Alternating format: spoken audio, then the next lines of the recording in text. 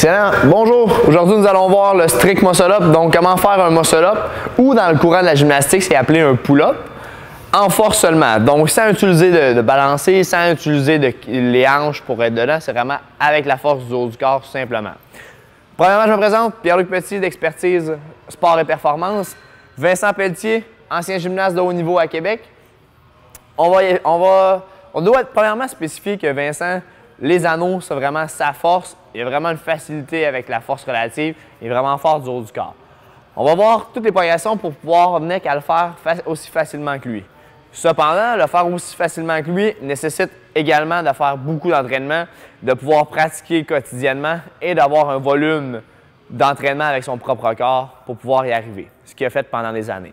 Premièrement, première chose, on va voir comment engager les poignets.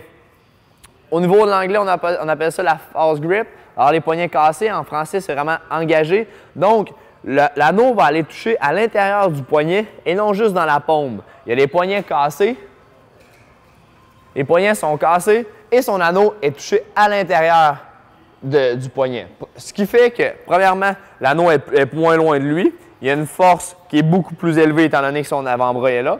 Et il y a une facilité à passer, étant donné qu'au lieu que ce soit juste dans les doigts, les poignets sont déjà engagés.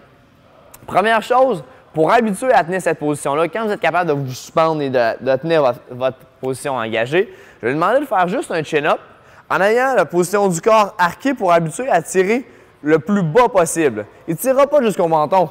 Il va tirer le plus bas possible en gardant les anneaux près de lui. Les anneaux ne seront pas larges.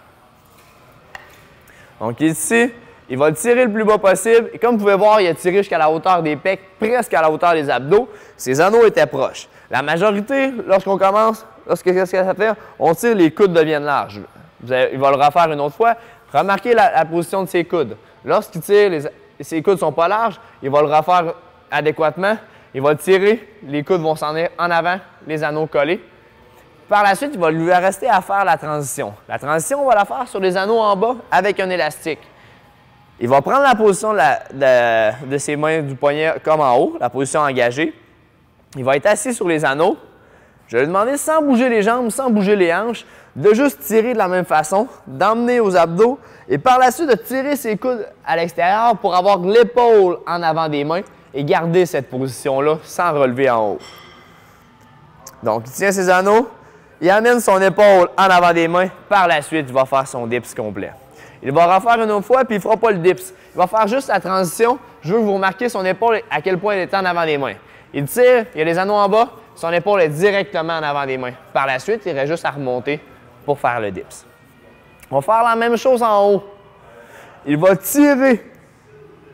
Étant donné qu'il a la force pour, il va prendre la position que je veux vous remarquer, la position qu'il a, la poitrine sortie.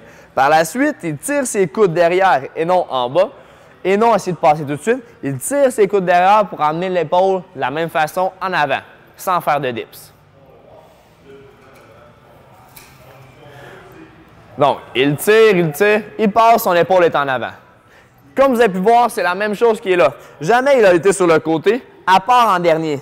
Ses mains ont resté les paumes vers vous, vers le plafond. On gardez proche de lui et il est devenu l'épaule en avant. Il lui reste juste le dips. Il va en faire un très lent. Qu'est-ce que je veux que vous preniez le temps de voir? C'est la position de ses bras qui n'est pas sur le côté. Les coudes sont près de lui. Ses avant-bras pointent son visage et il avance son épaule. Il a vraiment les épaules derrière, il avance les épaules et il a pu continuer. Il va redescendre très tranquillement pour augmenter sa force. Donc, il augmente l'épaule, il couche sur le dos en gardant les anneaux devant lui lorsque la transition est faite et il redescend. La dernière progression qu'on vient de voir, le faire très tranquillement, en super lent. Je vous invite à le faire. Si vous manquez un petit peu de force, vous pouvez vous faire aider avec quelqu'un ou monter sur une boîte, partir d'en haut, juste de descendre tranquillement pour placer votre épaule adéquatement. Lorsque vous tombez sur le dos, vos bras ne vont pas sur le côté, mais en avant de vous. Vous allez pouvoir augmenter votre force excentrique. Donc, par la suite, augmenter votre force pure, votre force concentrique pour pouvoir le remonter. N'oubliez pas, lorsque vous le faites, on tire les coudes vers l'arrière, on avance l'épaule.